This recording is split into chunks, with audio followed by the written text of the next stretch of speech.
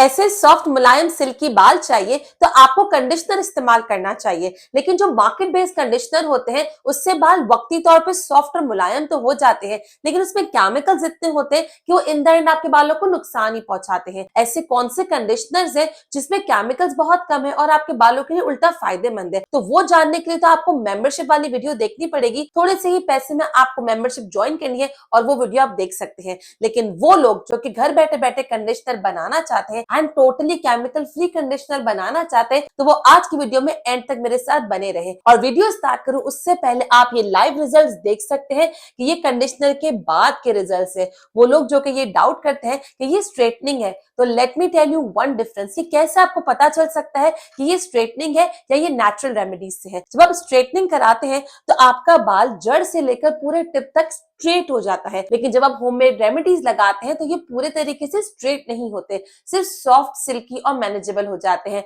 इसकी एग्जांपल आप इस तरीके से देख सकते हैं कि ये वाले जो बाल हैं आप देखेंगे ये अभी भी वेवी हैं, ये पूरे स्ट्रेट नहीं है। डेड स्ट्रेट नहीं करता, डेड स्ट्रेट सिर्फ केमिकल्स करते हैं। जब भी आप कोई नेचुरल रेमेडी लगाएंगे तो आप देखेंगे कि इनका टेक्सचर वैसे तो बरकरार रहेगा, लेकिन जब आप इसका ओवरऑल लुक देखेंगे तो आपको बहुत सॉफ्ट, सिल्की, मुलायम लगेंगे। मैं यहाँ पे अलग से इसका बैक व्यू भी लगा दूंगी ताकि आपको समझने में और आसानी हो जाए। आपके बाल इतने खूबसूरत लगेंगे, इतना प्यारा सा लुक आएगा ना कि आप खुद मुझे आके कहेंगे। और सबसे मजे की बात यह है कि जितने इंग्रेडिएंट्स मैं यूज कर रही हूँ वो आपके पास मौजूद होंगे ही, क्योंकि वो सारे वही इंग्रेडिएंट्स हैं जो हमने अपनी पहले पुरानी रेमेडीज में इस्तेमाल किए हैं। देखिए इंग्रेडिएंट्स वही होते हैं, सिर्फ उनको किस रेशो में और किस कंपाइलेशन में यूज करना है वो डिपेंड करता है। तो अब without wasting any time let's dive into the remedy. इस रेमेडी के लिए सबसे पहले हमें थोड़ा सा पानी चाहिए होगा। यहाँ पे आप चाहें तो प्लेन वाटर भी ले सकते हैं। अगर प्लेन वाटर लेंगे तो आपको यहाँ पे फिल्टर का पानी ही लेना है या उबला हुआ पानी लेना है, टैप वाटर नहीं लेना। लेकिन मैं यहाँ पे सादा पानी नहीं लूँगी, मैं यहाँ पे चावल का पानी लूँगी। चावल का पानी किस तरीके से बनाना है ये मैं आपको बताती हूँ।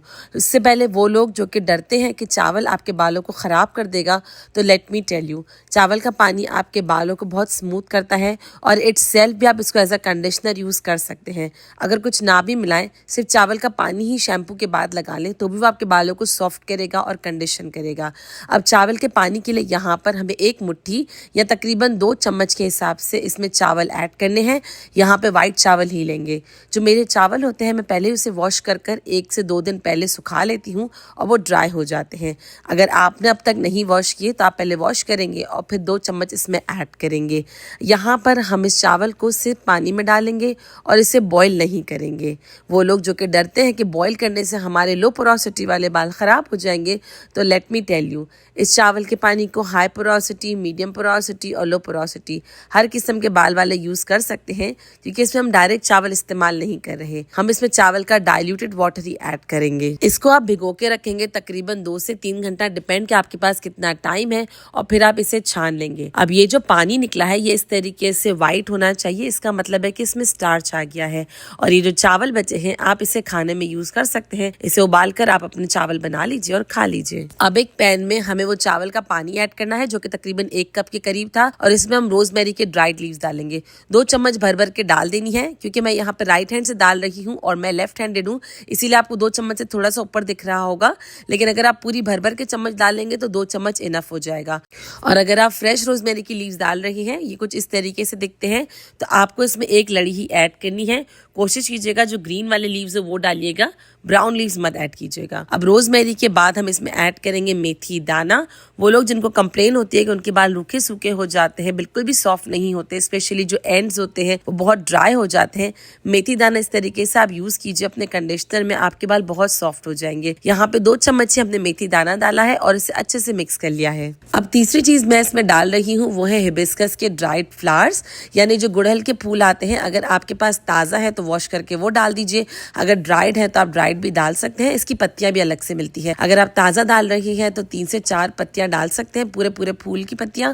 और अगर आप ड्राइड डाल रही हैं तो इस तरीके से 3 से 4 छोटे छोटे फूल आप इसमें ऐड कर देंगे। अब इसे आपको चूल्हे पे रख देना है, बिल्कुल मीडियम आंच पे ही रखिएगा ताकि ये अच्छे से उसमें उबाल आ जाए। इसमें जब एक उबाल आ जाएगा इसके बाद हम इसमें और भी चीजें ऐड करेंगे। इस कंडीशनर के लिए जो सबसे बड़ी टिप है वो ये है कि जब आप इसे उबालने रखेंगे तो आप इसे कोशिश करके स्टर स्टर करते रहें। स्टर करने से ये जल्दी डिफ्यूज हो जाता है और जितने भी पोटेड इंग्रेडिएंट्स हमने इसमें डाले हैं, चाहे वो रोजमेरी हो, फेनिग्रेक हो या हिबिस्कस हो, उसकी डिफ्यूजन बहुत इंपॉर्टेंट हो जाती है। अच्छा, यहाँ पे ये बात मैं आपको बता दूं कि अगर आप इसमें कोई और भी इंग्रेडिएंट ऐड करना चाहते हैं तो बिल्कुल कर सकते हैं, इसमें कोई भी प्रॉब्लम नहीं है। सिर्फ कुछ ही इंग्रेडिएंट ऐसे होते हैं जो कि हम ऐड नहीं कर सकते। तो अगर आपके जहन में कोई इंग्रेडिएंट आ रहा है तो you can comment down below, मैं आपको येस या नो में आंसर कर दूंगी कि क्या आप इसमें ऐड कर सकते हैं कि नहीं, और अगर ऐड कर सकते हैं तो किस स्टेज में जाकर उस इंग्रेडिएंट को ऐड करना है। अब इसमें जब एक उबाल आ जाएगा फिर आप इसमें डालेंगे हमारा नेक्स्ट इंग्रेडिएंट, जो कि होने वाले हैं फ्लैक्स सीड, जिसे हम अलसी के बीज भी कहते हैं। बेसिकली अलसी के बीज हमें पहले नहीं डालने, हमें बाद में ही डालने हैं। अब ये जो कंडीशनर है इसको जेल लाइक बनाने के लिए और इसको थिक बनाने के लिए हमें फ्लैक्स सीड्स की जरूरत होगी, लेकिन अगर हम पहले ही फ्लैक्स सीड्स डाल देंगे तो ये बहुत जल्दी कड़क हो जाएगा और जेल नुमा बन जाएगा, जो कि हम नहीं चाहते। इसीलिए इसमें एक उबाल आने के बाद ही आप इसमें फ्लैक्स सीड्स को ऐड करेंगे। अगर ये बहुत गाढ़ा हो जाता है तो आप 1 से 2 चम्मच, बिल्कुल थोड़ा सा ही 2 घूंट के करीब आप इसमें पानी ऐड कर सकते हैं। लेकिन अगर आप नहीं करना चाहते तो वेल एंड गुड, हमें इसको थोड़ा सा ही बनाना है और इतना बनाना है कि जेल फॉर्म में बन जाए। इसीलिए पानी आपको इसमें ज्यादा ऐड नहीं करना, वरना ये कंडीशनर एंड में पानी छोड़ देगा। अब जब इसमें 1 से 2 उबाल और आ जाएंगे, इसका मतलब है अब ये बनके रेडी हो चुका है। अब आप इससे सीधा सीधा छान लेंगे। कोशिश कीजिएगा कि सब गरम गरम ही छान लें। अगर ये ठंडा हो जाएगा फिर आपको इसको छन्नी से नहीं बल्कि चीज क्लॉथ यानी कि कपड़े की मदद से छानना पड़ेगा, तो इसमें मेहनत भी बहुत ज्यादा लगेगी और वेस्टेज भी ज्यादा होगा। अब ये जो चीजें बची है इसको आपको वेस्ट नहीं करना, इसको आप as a hair mask use कर सकते हैं। बस इसको ग्राइंड कीजिए, दही में मिलाइए और साथ थोड़ा सा शहद मिला दीजिए। आपके बाल इतने सॉफ्ट हो जाएंगे इस मास्क को लगाने से कि आप खुद परेशान हो जाएंगे। अब ये जो जेल बन के रेडी हुआ है ये इतना ही बनेगा, ये आधी से भी कम कटोरी है, समझे कि 3 चम्मच के करीब ये बना है और ये इतना स्टिकी होगा। अब जब ये ठंडा होगा तो ये और स्टिकी हो जाएगा। नेक्स्ट स्टेप में हमें इसको ठंडा करना लाजमी है, इसे आप गरम गरम ऐड नहीं करेंगे। जब तक ये ठंडा हो रहा है हम दूसरी चीज बनाते हैं। नेक्स्ट स्टेप पे बढ़े इससे पहले मैं ये बात आपको बता दूं कि ये एज इट इज भी फ्लैक्स सीड्स और हिबिस्कस का जेल आप यूज कर सकते हैं, ये भी आपको बहुत बेनिफिट देगा। लेकिन अब हम चलते हैं अपने नेक्स्ट इंग्रेडिएंट की जानिब, जो कि होने वाला है शिया बटर। शिया बटर मेरी बहुत सी रेमेडीज में है। मैंने एलोवेरा के साथ यूज किया है, इसके साथ मैंने रोजमेरी का बटर आपको बनाना सिखाया है और एक लीव इन कंडीशनर बनाना सिखाया है। मैं पूरी एक प्लेलिस्ट बना दूंगी इसकी, ताकि आपको इसके अलग अलग ढूंढने ना पड़े, और मैं उस प्लेलिस्ट को नीचे कमेंट में आपके साथ शेयर कर दूंगी। जरूर इसके बाद आप देखिएगा, आपको बहुत फायदा होगा। ये शिया बटर वैसे तो बहुत सॉफ्ट होता है, लेकिन इसको मजीद सॉफ्ट करने के लिए हम इससे थोड़ा सा मेल्ट कर लेंगे।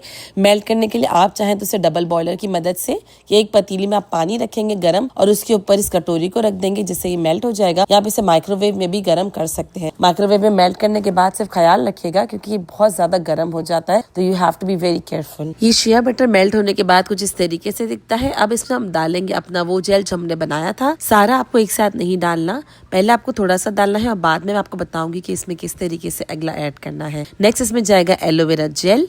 एलोवेरा जेल अगर आप मार्केट का लेते हैं तो ये कंडीशनर आपको ज्यादा लंबा चल जाएगा।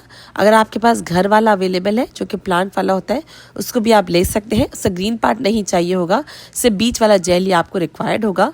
लेकिन एलोवेरा को पहले थोड़ी देर भिगो लीजिएगा। अब एलोवेरा जेल तकरीबन 2 चम्मच डालने के बाद हम इसमें ऐड करेंगे ग्लिसरीन। इसके बाद हम इसमें ऐड करेंगे विटामिन ई के कैप्सूल्स। जितना हम यहाँ पे बना रहे हैं उस हिसाब से हमें 4 विटामिन ई के कैप्सूल्स चाहिए होंगे। अगर आप इस विटामिन ई के कैप्सूल्स डाल देंगे तो इसके बाद आपको कोई भी और ऑयल डालने की नीड नहीं है। रीजन बीइंग, आपने काफी वीडियोस में देखा होगा कि आप इसमें आलमंड ऑयल या कैस्टर ऑयल ऐड कर सकते हैं, लेकिन ये ऑलरेडी इतना स्टिकी होता है कि इसके बाद आपको किसी भी ऑयल की जरूरत नहीं है, वरना आपके बाल सिर्फ ऑयली ही होंगे और कंडीशनर वाला इफेक्ट नहीं आएगा। इन सारी चीजों को अच्छे से आपको मिक्स करना है। अगर आपके पास विस्कर नहीं है तो आप चम्मच की मदद से भी अच्छे से इसको फेंट सकते हैं। सो करने के लिए आप हमेशा या तो कोई इस तरीके से बड़ी कटोरी ले लीजिए, या अगर कोई डीप कंटेनर है जैसे कि ये है उसमें भी आप इसे कर सकते हैं। इस डीप कंटेनर से फायदा ये होगा कि ये उड़ेगा नहीं और अच्छे से ब्लेंड हो जाएगा। इसे ब्लेंड करना बहुत जरूरी है। ब्लेंड करने से इसमें थोड़ा बहुत झाग भी आएगा और ये सारी चीजें एक कंसिस्टेंसी की बन जाएंगी। जितना हो सके इसे अच्छे से ब्लेंड कर लीजिए और फिर किसी भी कंटेनर में निकाल लीजिए। यहाँ पे जो ये बन के रेडी हुआ है ये आराम से मेरे बालों के हिसाब से मुझे 2 से 3 दफा चल जाएगा। आप भी थोड़ा ही बनाइए ताकि आप हमेशा इसे फ्रेश बनाएं और ये खराब होने का भी इसमें डर ना हो।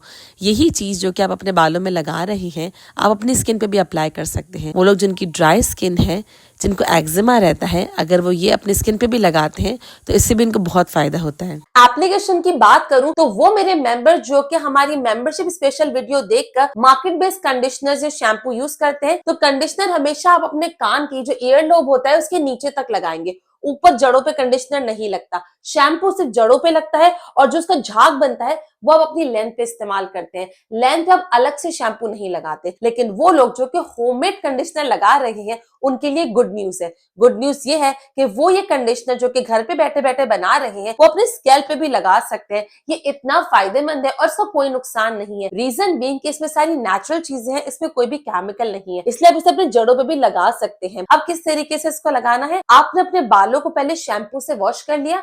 मेंबरशिप वाला शैम्पू यूज करते हैं तो दी बेस्ट है। जो जो मेरे मेंबर्स मेंबरशिप वाला शैम्पू यूज कर रहे हैं प्लीज कमेंट डाउन बिलो ताकि बाकी लोगों को भी हेल्प मिल सके उनके रिव्यूज से। एंड प्लीज अपने ऑनेस्ट रिव्यूज ही दीजिएगा। अब ये जो शैम्पू के बाद आप अपने बालों को वॉश कर लेंगे उसके बाद आप अप्लाई करेंगे कंडीशनर।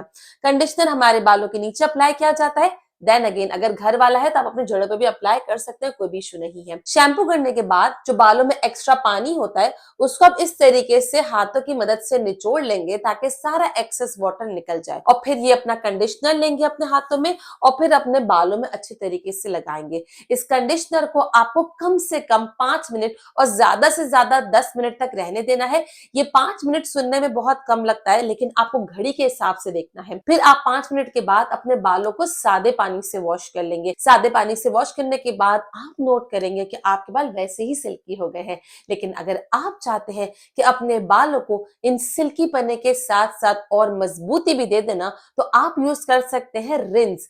ये रिंस वाटर होगा रोजमेरी का रिंस। रोजमेरी के रिंस वाटर मैंने एक नहीं बल्कि 2-3 तरीके से बताए हैं। एक एसीवी के साथ यानी कि एप्पल साइडर विनेगर के साथ और कुछ विदाउट एसीवी। आपको जो भी सूट करता हो, आपके पास जो भी घर में मौजूद हो तो आप वो बना सकते हैं। लेकिन ये 3-4 रेमेडीज आपको कहाँ मिलेंगी? ये मिलेंगी आपको इस प्लेलिस्ट में। तो अभी के अभी आप इस प्लेलिस्ट पे क्लिक कीजिए और आप वहां जाके वो सारे रिंस वाटर देख सकते हैं। 1-to-1 मेंबरशिप लेने के लिए आप यहाँ पे क्लिक करके मेंबरशिप ज्वाइन कर सकते हैं। मैं आपसे मिलती हूँ इन दोनों जगहों पे। Till then bye bye.